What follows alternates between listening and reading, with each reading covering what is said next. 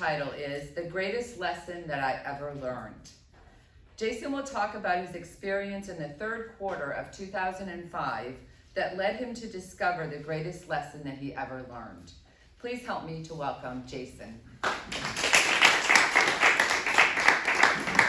Thank you.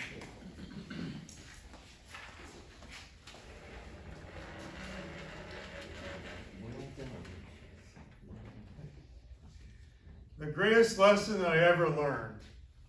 Would you like to know what it is? Yes. Yes. Well, you have to wait till I get to it. First, let me paint the picture. It's the third quarter of 2005, and I'm a real estate investor.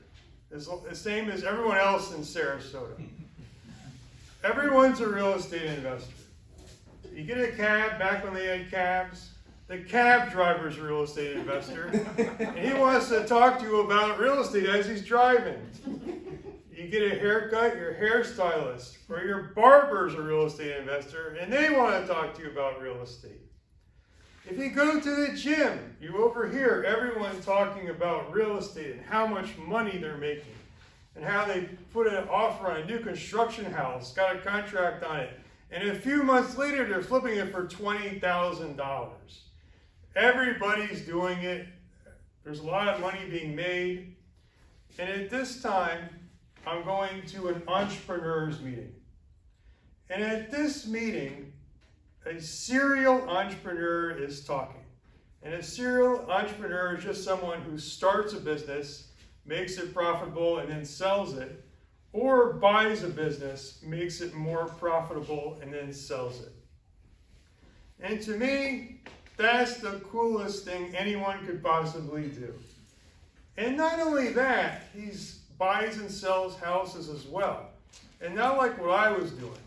He was doing expensive houses. Houses over $1 million on the water. So this was someone who was making a lot of money. And I was really eager to hear what he had to say. I get to the meeting and he starts talking to us about his entrepreneur career. It's really interesting. And then he gets to real estate. And he says something that is really against the grain and contrarian to what everyone else is saying. He says he doesn't see how real estate prices can keep on going up as they are. It's just been a function of the credit market. And because banks and lenders are making it easier and easier to get a mortgage, more and more people can get a mortgage and prices are going up. But it can't go on forever. That's what he said. A lot of people in the room disagreed with him. That was very contrarian and it was against common sentiment. But I thought it made sense. And the reason why I thought it made sense is because I was a veteran of the stock market crash. I think it was around 2000, where I lost thousands of dollars. And I remember that clearly. And I read a lot of stock market books where they all talk about economic cycles. And I read books from famous stock market investors like Warren Buffett and Peter Lynch from Fidelity Magellan fame. So this was not a new concept to me. I left that meeting and I thought to myself, okay, I'm going to be proactive. I'm going to sell everything. And I had 6 properties at the time. After I'd paid off the mortgages, I estimated I could walk away with $600,000, which would have been great. Did I do it? Well, this wouldn't be a speech if I did it.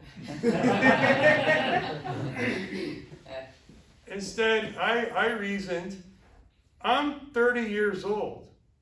I know people that have been in real estate for 30 years. I'm going to go talk to them. I talked to them. Some of them are also my mentors. None of them are selling. None of them are concerned. In fact, a lot of them are still buying. I could not act on my own. I had to listen to them. I needed their approval. The only thing I did was there was 2 properties that I bought recently.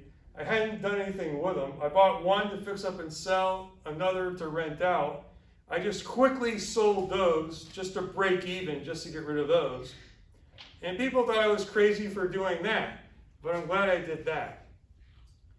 After that, I just sort of sat around, and a couple years later, prices started going down, so I acted quickly to try to sell, but it was too late. I lost 2 houses to foreclosure.